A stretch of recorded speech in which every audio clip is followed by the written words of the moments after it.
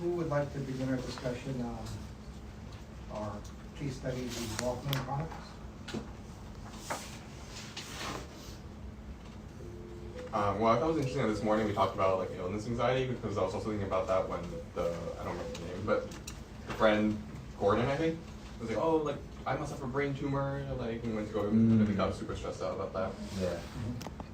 Just like a slight parallel from this morning's discussion. Actually, let's take the parallel and go off on a tangent. Oh, okay. So, geometry humor. Illness anxiety disorder, as I alluded to this morning, is now categorized and published in a chapter of obsessive compulsive and related disorders. So let's start a discussion now on what is obsessive compulsive disorder, or OCD. So we'll start off with hopefully the most straightforward of the illnesses within this chapter. OCD, what do we know about it? How do you diagnose it? It's intrusive thoughts with compulsions.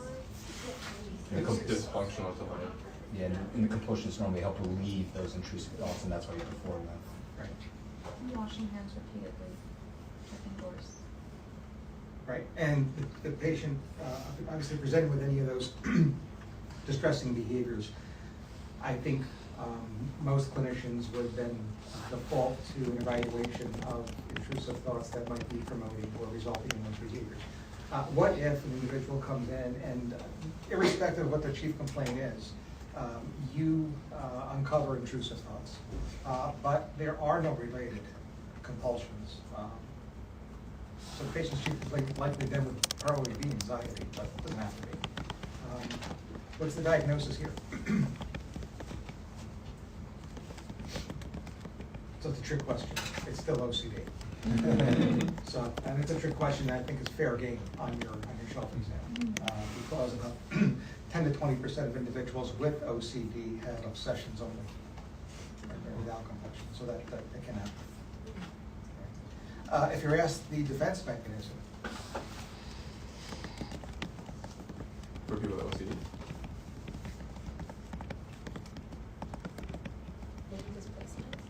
displacement, it's kind of a form of displacement. Actually, it goes by a more specific name of undoing.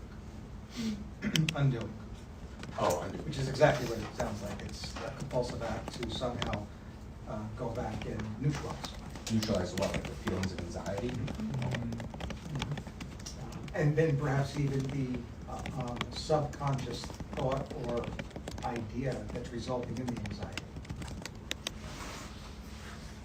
Sometimes we describe that process that results in that subconscious thought as isolation of affect, where an individual has this taboo thought, but is forced in some way to allow it to come to conscious expression. So they might be asked about something and it's kind of bringing up some stuff. Isolation of affect allows for the discussion of the idea, but separate from the affect, which is itself isolated in one's subconscious. So when put in such a situation, the individual can discuss something factually without being emotionally invested in it.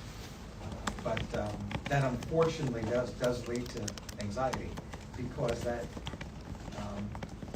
isolated affect cannot stay isolated indefinitely. So it will come to conscious expression, and individuals in those situations will often have to resort to a secondary defense. And when that secondary defense is unwilling, it can manifest with compulsive behaviors. All right, so that's OCD. Can somebody name a disorder related to OCD other than illness anxiety disorder, which obviously is the whole reason why we started here? We discussed illness anxiety earlier today. That holds true. So illness anxiety would be, or should be here and will be here eventually. Phobias? Phobias. Phobias are not contained in obsessive compulsive, or the obsessive compulsive and related disorder chapter. They're actually, specific phobias are still found in the anxiety disorders chapter. With the other cluster C personality disorders, like dependent. They're still found in the personality disorders chapter, although they're likely to be comorbid nonetheless. Okay. Are earlier you mentioned body dysmorphic disorder. Yes, somebody cheated looking at the earlier mess. Good Do you remember what body dysmorphic disorder is, anybody? It's like you have an occupation, a preoccupation with a certain fault that you think that you may have that gets to a point where it interferes with your daily life and it becomes a clinical issue. Yeah. It's an imagined defect in appearance. Imagined defect in appearance, and just to kind of mesh over shared themes in the Mothman Chronicles, that of culturally balanced syndromes. Be very careful on the shelf exam, because when somebody comes to your clinical attention on a shelf exam with that imagined defect in appearance, if they are of adolescent age, it might be quote unquote a normal behavior, right? So you have to be careful and read the question closely and how it's actually formulated.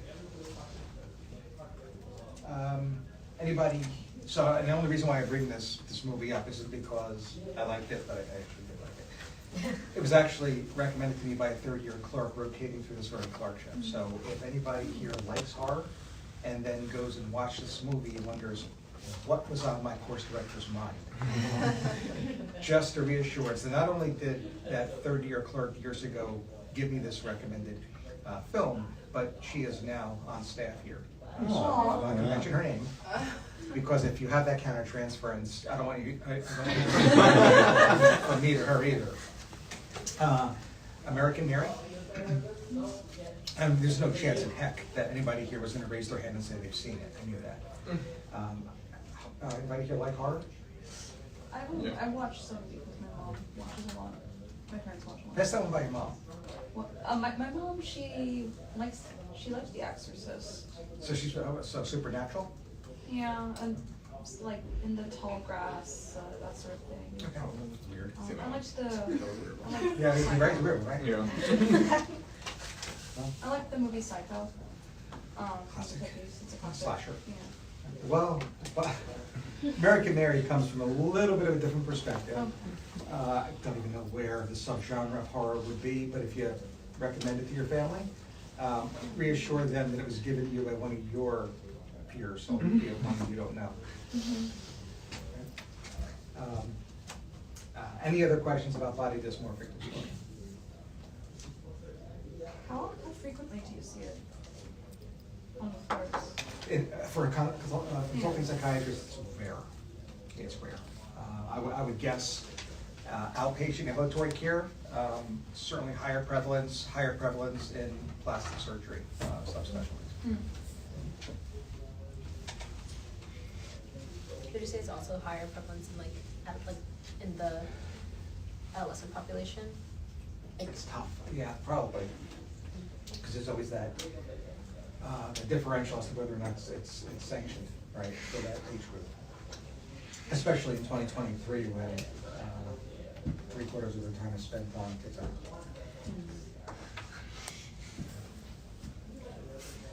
One more disorder I want to make sure we cover in this chapter before we get back to the film, and that's hoarding disorder. With obsessions. Hoarding used to actually be a diagnostic criterion of OCD, but due to a particular show, it became so popular, the incidents went through the roof, and the APA had to acknowledge it as its own independent illness.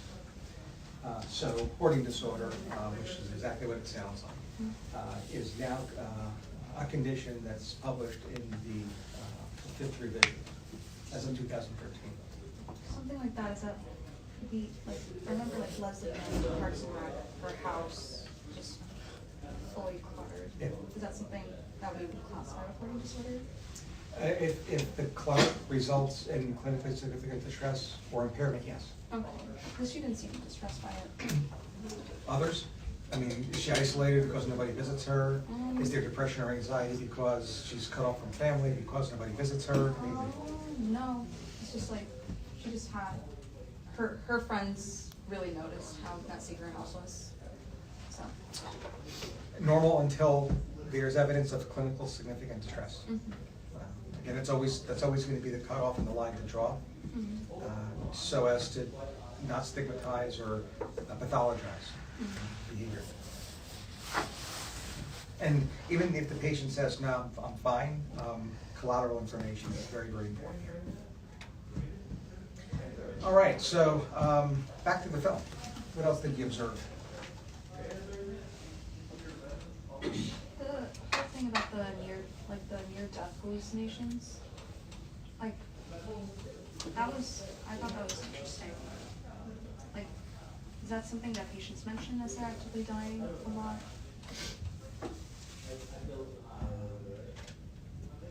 I honestly don't know. We don't get to see it that much. A lot of the times that a psychiatry consult service is on board in such situations is to make the patient comfortable, agitation. We don't get to speak to them a lot in terms of what their experiences are. And even then, the nature of that consult, or the prevalence of consults like that in this facility is low. Low. A lot of times people are discharged to home, so they feel as they want to be around family. What do we know about these experiences? They're like collective, like the entire town is seeing these visions, which, and I know a lot of cultures have like a version of an angel of death that people see, before passing or something like that, but it's like the calling on the phone, it's seeing Mothman in person, it's like a collective hallucination of sorts. I almost thought there was like something in the water, it was like a scarecrow thing, like you poison the water supply and you start seeing these visions. Did you just have a Dark Knight reference? Yeah. Yeah, I thought like it was most interesting, and also how this is like based all on true stories. That like all of a sudden a lot of people were having these visions, almost like it was like a shared psychosis. But like it wasn't necessarily people were interacting with each other. It was just like multiple members of the same community having these visions, which is like a little different than shared psychosis, where normally it's like someone who has like a relationship together that had that. Yeah. Even though shared psychosis could include perceptual disturbances, it's primarily delusions. It's a thought. It's a content of thought. But nonetheless, it should be in a differential diagnosis. I've been to Point Pleasant, West Virginia. Did not spend, I spent 5 years in West Virginia, but not all 5 in Point Pleasant. Don't know if we could actually look at that particular town as a culture or subculture, possibly so, but it's certainly something you'd need more observation to deduce. And what I'm getting at is a comment somebody made. I mean, this is not a doppelganger, and this is not a banshee, which have rooted, cultural variance. But nonetheless, it's in the conversation. I read that like it's not necessarily maybe that culturally significant, but at the time like the name Mothman came up, it was like Spider-Man, which was like very popular at the time, was fighting like some character that was like a super villain Moth as well, and that's kind of like where the name came from. But like who knows like how many people at that time were reading like the Superman or Spider-Man comics. I don't know. Yeah, I'm not sure like what the comic readership was like in the 60s. Right, right, that's fair. So what else about these near-death experiences should we discuss? I mean, there's probably some neurochemistry or some neurobiology behind it. Anybody have any preliminary? Because I think the research here is new.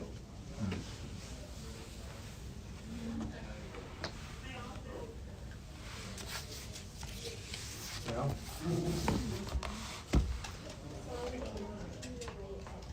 so I think it might be related, and I stress the word might, DMT.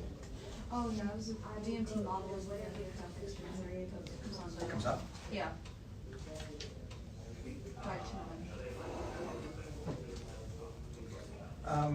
One of the interesting sequelae of DMT is that people who have never met each other and maybe don't have a shared or common experience like their affinity for comics or graphic novels tend to have very, very similar experiences. Now, in this particular case, there might be a red herring in that they're all from Point Pleasant, West Virginia. That is not necessarily the case. I mean, there have been outbreaks, so whatever you want to call it, where individuals were more diverse in their geography. And, DMT only partially explains how someone may have this out-of-body or even out-of-worldly experience. What it doesn't get at is how in the world can that out-of-worldly experience be a shared experience between people that have never met each other in geographically diverse areas. That's where it gets a little iffy, and I'm not sure we have an answer to that yet. Of course, one answer might be borrowed from the field of psychology. What do you know about Carl Jung? And he's on Myers-Briggs. That's not. What did Jung propose as the topography of the unconscious? Is this the eighth super ego? So that's his contemporary, that's Freud, Oh. right? But he built on Collective that, so you're on the right track, unconscious. absolutely. Sometimes referred to as the object, I'm just reading this off.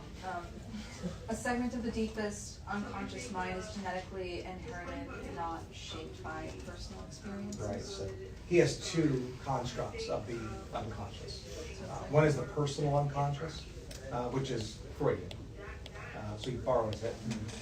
But he differentiates himself from the teaching of Sigmund Freud, from the theories of Sigmund Freud, by also conjuring the poor choice of words, by adopting a model of the collective unconscious, which Freud never discussed. And that's this idea that we actually have inherited memories, archetypes from our ancestors. And there are Jungians practicing in 2020s. And boy, is that there a link there between what's going on in this film and perhaps the merging of two theories. One, that of Carl Jung, and the other, the theory of DMT. Because maybe DMT unlocks something in our central nervous system that opens up the door of the collective unconscious. Well, it's sure as heck can be perceived as psychosis. You better believe it. So there might be some neurobiology behind this, and it might be DMT, or again, all behavior can be discussed biopsychosocially. So biologically, we'll talk about DMT, and psychosocially, we'll adopt the theories of Carl Gustav Jung. I don't know if DMT is going to appear on your exam, right? Ayahuasca is a naturally occurring plant, South America, Peru. Watch football, it's Aaron Rodgers, the currently injured Jet quarterback, who may or may not be coming off the IR in a couple of weeks. Experimental surgery, we'll see what happens. We'll see what happens, exactly. Jeff Vance holding out hope. Go through the Achilles release surgery. Is peyote, does it act in the same way as ayahuasca? Like in the To my knowledge, yes. To my knowledge, yes.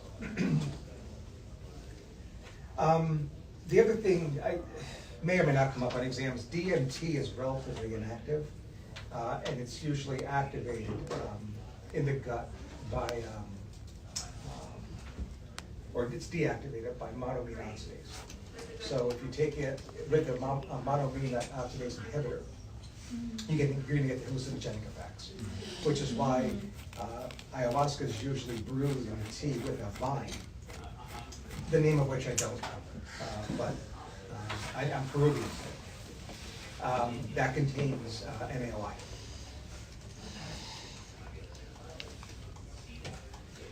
I don't know if we catch this character drinking tea in this film at all, but there might be a role of his own endogenous DMT, because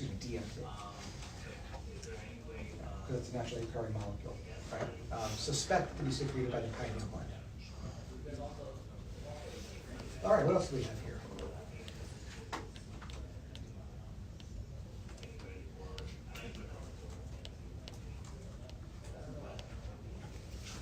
By the way, any Disney fans here? Depends on movie. Same. So a Disney film that is likely a DMT trip. Well, yep. Really, film but a movie, not but a TV show like Miss Marvel. Oh, Alice in Wonderland. That's LSD. There's no way I can flip Alice in Wonderland as DMT. That's a massive trick from start to end. By the way, I mean, I don't want to get into metaphors like down the rabbit hole, but what is Alice doing just before she follows down that rabbit? She's reading. Huh? She's reading? Reading? Wait, no, that's her She's sister. running. She's like in a tree or something. She falls down the tree. Oh, wait, that's right. Well, before she goes down the rabbit She's hole. chasing the rabbit. Before she chases the rabbit down the rabbit hole. Did she eat some She had a concussion. Yeah, she's making, right, she's TBI, no. No, she's actually making the daisy chain. Which is interesting because there's a species of daisy, the morning glory, the seeds of which are used to synthesize a chemical that is very, very, very similar to LSD. So it is a daisy chain. Do you think any of these directors or they Yeah, know any of the stuff that's that they're just- doing? No, I think I was just dumb luck. Yeah, that's. Really? Yeah, I think so. I don't know. That feels too specific. Really? It's too coincidental. No, I don't know. That's just There's a lot of coincidences in the universe. Yeah. What Disney movie is it? Oh, back at DMT? Is anybody? Pinocchio. How? Yeah, he's visited by an angel in the middle of the night upon falling asleep. Okay? When you fall asleep, DMT is going to surge at 3:30 a.m. And just before going to sleep, of all things he's smoking, tobacco does contain NALI. Many people who actually see a creature will often talk about they're having a blue aura. And again, I think Walt Disney just fortunately picks the blue angel. Everything The is blue, the the blue blue fairy. fairy, yeah. Yeah. Yeah. Oh. So again, it could have been green, it could have been pink, it just was dumb luck. So none of this was ever intentional. We don't have Walt Disney around to ask. At least not until he's unfrozen.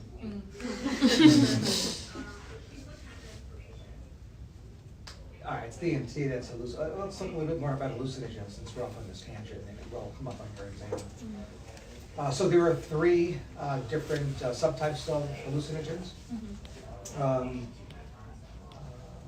One we named, that's LSD. Psilocybin is in the same subclass as LSD as well, which is what? What's the subclass there? That's called psilocybin, mushrooms. And, well, Alpha, beta, adrenergic. that's way too many syllables. I was thinking psychedelics. Oh. Yeah, psychedelics. Did we mention LSD? LSD and psilocybin are psychedelics. On the other hand, DMT, along with PCP, is what subtype? Dissociative. Oh. And the third subtype are your deliriums. Deliriums. Okay. So usually molecules, substances that have anticholinergic and or antihistaminic quality, deliriums. And of course, some of these drugs don't need to fit into a single category. They can certainly cause delirium or induce delirium as well as be classified as a psychedelic. So, but generally speaking, there are three subclasses or subcategories of hallucinogens. Hallucinogens do not have an identified physiologic withdrawal phase. So on your shelf exam, you are not likely to see a clinical vignette for which hallucinogen withdrawal is a single best answer. But you should be able to identify hallucinogen intoxication. Okay, so breaking it down, what does a psychedelic LSD intoxication look like?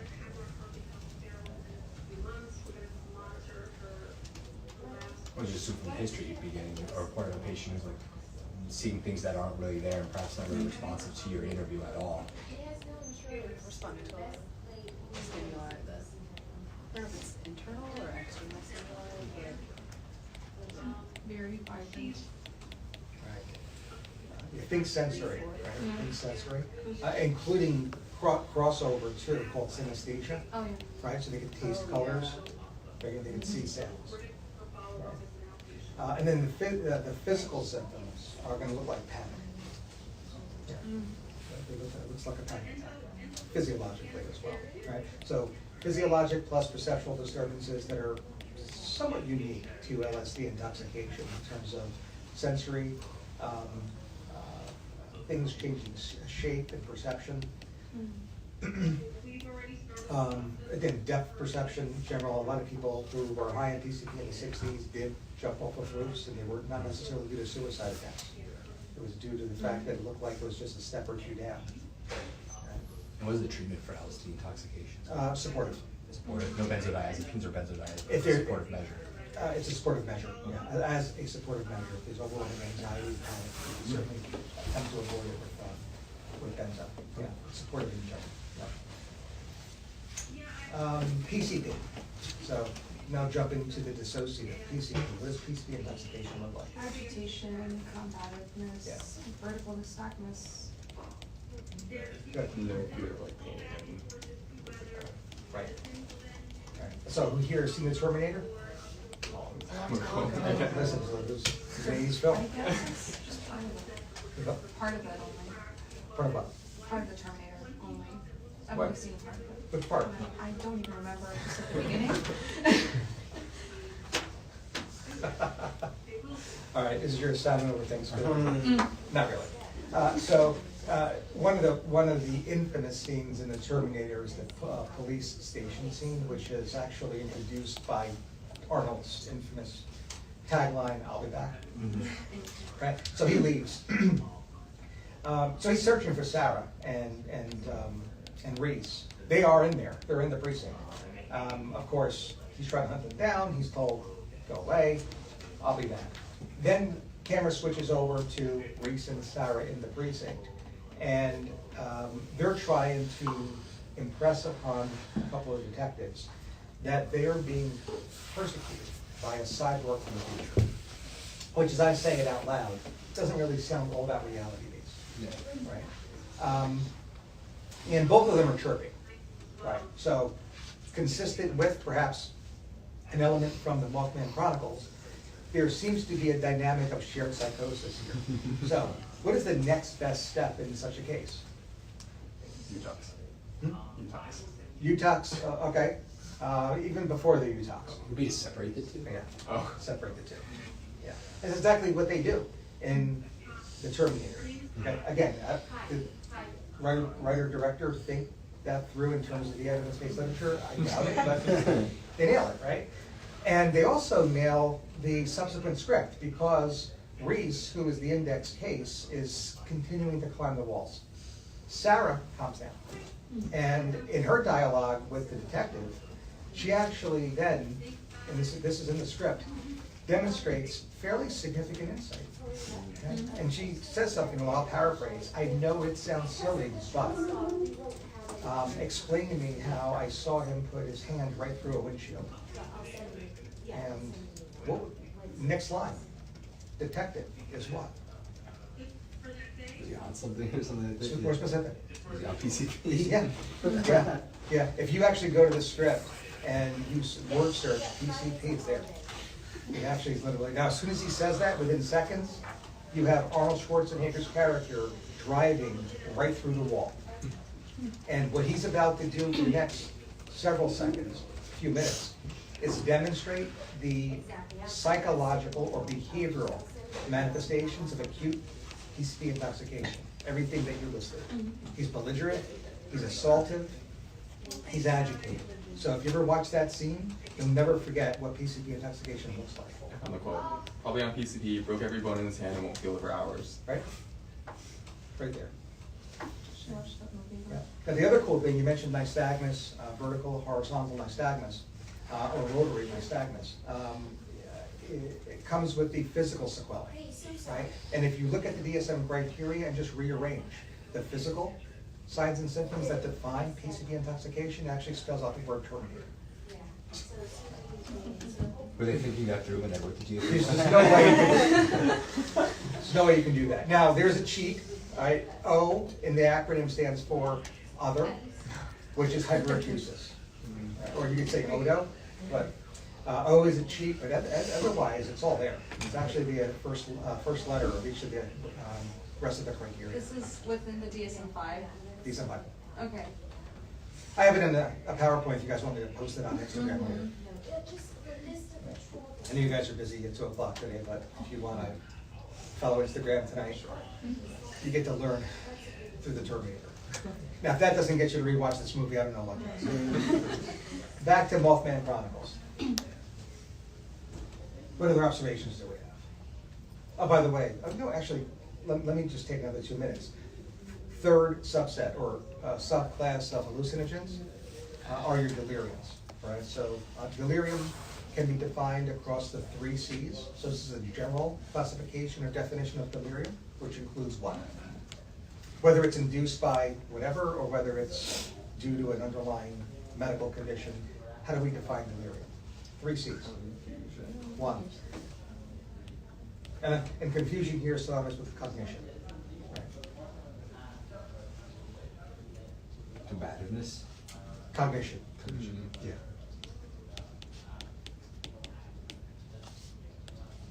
So in the DSM-5, the APA is a little bit more specific. There must be at least, or deficits in at least 2 domains of cognition, one of which is concentration.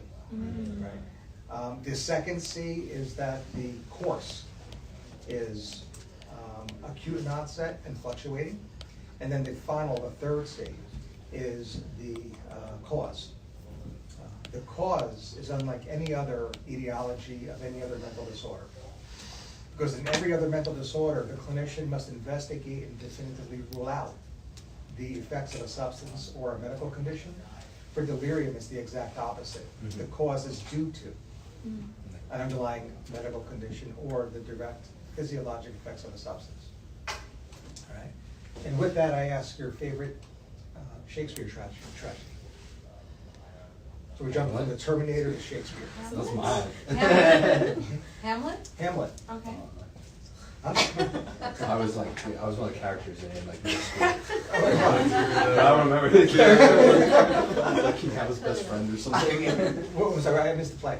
I was like Oh, King yeah. Hamlet's best friend. Oh, It was Hamlet's like, up. yeah, it was like something about comedy or something like that. It was like a spoof on it. That's why I was like, it's the only one I know. Maybe. Anybody else want to share? I don't know. Julius Caesar, it's very political. Romeo and Juliet. Macbeth. Obviously, we got a right answer here. The correct answer is Macbeth. Right? Oh, Lady Macbeth? Yeah. Okay. Why Lady Macbeth?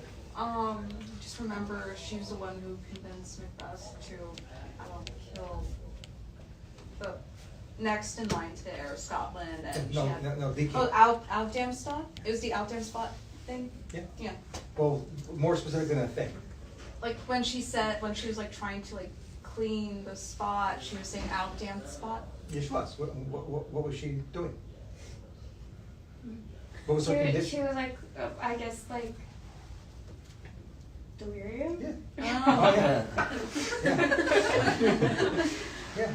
I mean, it's a case study of delirium. Yeah. Now, again, outside this conversation, if I asked you your favorite Shakespearean play or tragedy, it's a different answer. But for purposes of this discussion, it's Lady Macbeth, or it's Macbeth, the tragedy of Macbeth, right? Because it's a case study of delirium. By the way, before she has that infamous, what is often referred to erroneously as a sleepwalking episode, because it is delirium, her husband is also delirious, even though it's gotten less press. Because he's at a banquet and seated at the head of the table is the ghost of his best friend that he also killed, Yeah. this banquet. Thanks. Yeah, right, so he's having perceptual disturbances too, so he's already delirious, and then his wife is delirious as well. Anyway, the real reason to discuss Macbeth, not really, is the acronym IPART Lady Macbeth actually covers all the potential etiologies of delirium. How did the acronym miss? You think that doesn't cover enough? What's that? There's like metabolic, infectious, structural trauma. That's probably a little short. Yeah. Yeah. So, again, if you remind me, if somebody reminds me, I can post the iHeart Lady Macbeth acronym. Is this on your publication on the European Society of Medicine? Yep. Okay. Yeah, maybe I don't have to post it. The internet saves the day. All right, so that covers, finally, the primer on hallucinogens. When we're coming up, we're past the bottom of the hour, so final thoughts on the Mothman Chronicles. I thought it was just providing an interesting look into like someone, or like an idea of a patient who's has some kind of like hallucinations or delusions, and like nobody will believe them, but they really believe them to be true, and like how like hard that must be, because like that's kind of what I thought of the character, right? Where he was even questioning himself at some times. He was like, am I really seeing this and stuff like that? So I was imagining like how patients can be like, they really do believe these things are happening, and how distressing it must be for everybody to be like, no, it's like okay, don't worry about it and stuff like that. So that's kind of what I was thinking about. I was like, wow, it must be like a crazy experience to go through. And your observation kind of refocuses, especially for the inpatient psychiatrist, on that delineation between delirium and psychosis. Because an individual with delirium would not be able to articulate or in any way have a coherent conversation about what they're seeing, no matter how detached from reality it is.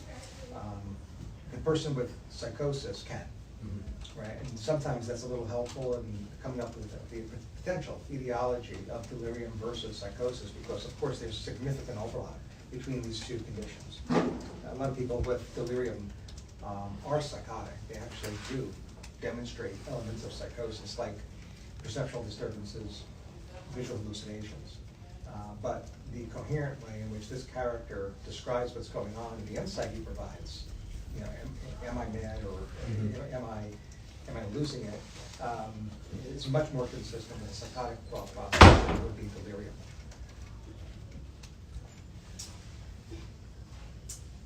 All right, any other thoughts here? We're good. All right, we'll leave it here. Signing off. And I'll